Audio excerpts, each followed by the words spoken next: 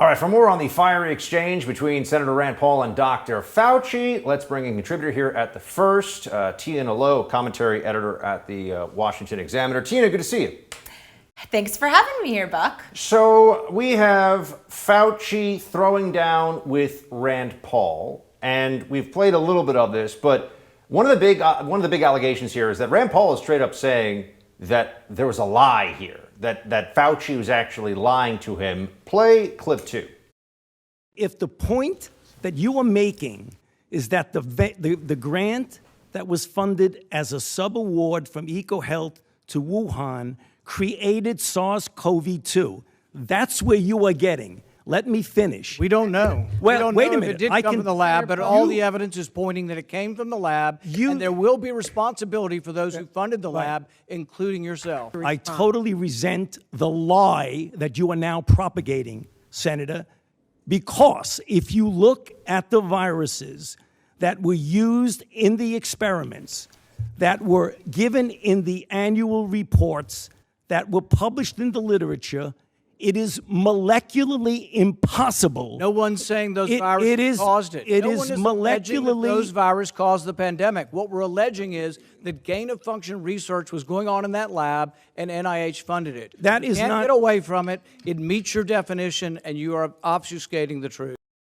Tiana, I get the sense that they don't like each other, but where are we on the facts here? Who has the preponderance of the evidence on their side in this argument as we know it? So obviously, given the censorious nature of the Chinese Communist Party, we don't have a lot of hard material evidence. What we do have is a plethora of circumstantial evidence showing that it is much more plausible that this thing came from a lab. So the Wuhan Institute of Virology houses RATG13, which is a 96% genetic similarity to SARS-CoV-2, which is, the source of COVID. That's the closest known cousin, and it's not particularly close. Where did that sample come from? 1,000 miles away from caves in Western China. And we do know that the way that was acquired was with funding from EcoHealth Alliance, which Fauci was responsible for funding. We know that the seafood market did not sell bats. We know that we did not find a pangolin from which this thing jumped from. What we do have is that sample, or at least we had it.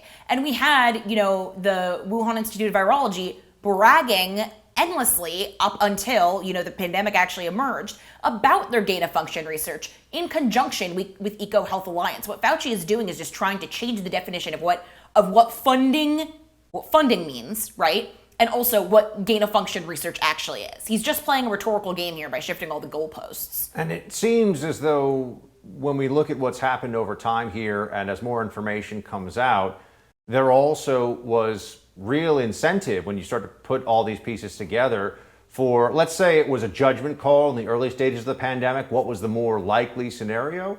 It still strikes me, and I'm wondering how it strikes you, that Dr. Fauci and the international health expert community of which he is a part, and perhaps the most well-known one at this point, would have wanted to steer people in the direction of a natural origin of the virus entirely, because if the scientific community was engaged in experiments that led to this thing, it would have been harder for that same scientific community to say, guess what, the Constitution doesn't count, do what we say or else. Well, it's really dumb that the left decided to make this a political thing, right? I think figuring out the origin of a pandemic that shut down the planet for a year is not political. But then B, that they would take the pro-Fauci side, because in 2014, the Obama administration tried to put a moratorium on funding this gain-of-function research, particularly citing the risk that, one of these labs could have an accident and leak a pandemic. Fauci was the one responsible for creating the carve-out, and what he did was allow himself the ability to give exceptions to 10 organizations. Who was one of them? EcoHealth Alliance, the one that helped find samples like RATG13, which could have potentially been the source of COVID. And in 2017, Trump reversed the moratorium and some funding went back, but that doesn't change the fact that Fauci was the one who gave EcoHealth Alliance this, 3-year head start in terms of all of this. So yeah, Fauci's covering up his butt. He knows that he potentially funded this thing.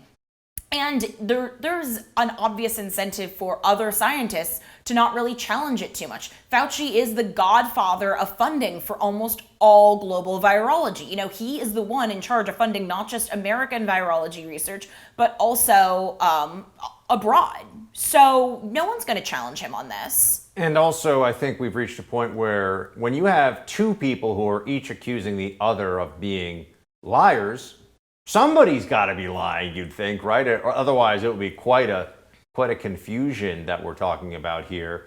And during this hearing, again, Senator Rand Paul and Dr. Fauci threw those allegations out at each other. Play 3. I want everyone to understand that if you look at those viruses, and that's judged by qualified virologists and evolutionary biologists, those viruses are molecularly impossible No one's to saying result they are. No in one's saying those viruses SARS-CoV-2. caused the pandemic. Senator Paul, We're saying they are gain-of-function viruses because they were they're not. animal viruses that became more transmissible in human, and you funded it. And won't you admit the truth. And you Senator implying Paul, your time has expired, and I will allow witnesses who come before this committee to respond. and you are implying that what we did was responsible for the deaths of individual. I totally resent that. could have And been. if anybody could is have been. lying here, Senator, it is you.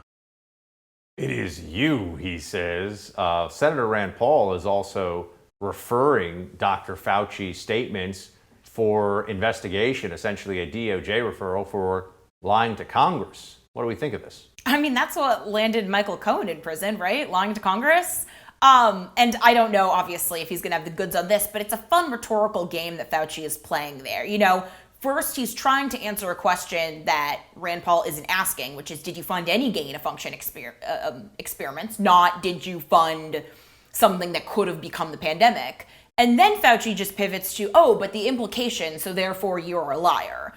Which, you know, it's not like Rand Paul is some random backbench freshman quack in Congress. He is a medical doctor. He is, I guess, an ophthalmologist, which still gives him at least some sense of the science. Science is a process. It's not just a random collection of facts that Fauci tells us. It is a process, and that process means that we can find different conclusions. And as we've continued to search, we are finding no evidence to back the natural origin theory and a great deal of circumstantial evidence. Tiana Lowe, good to see you. Thanks for joining us on this one.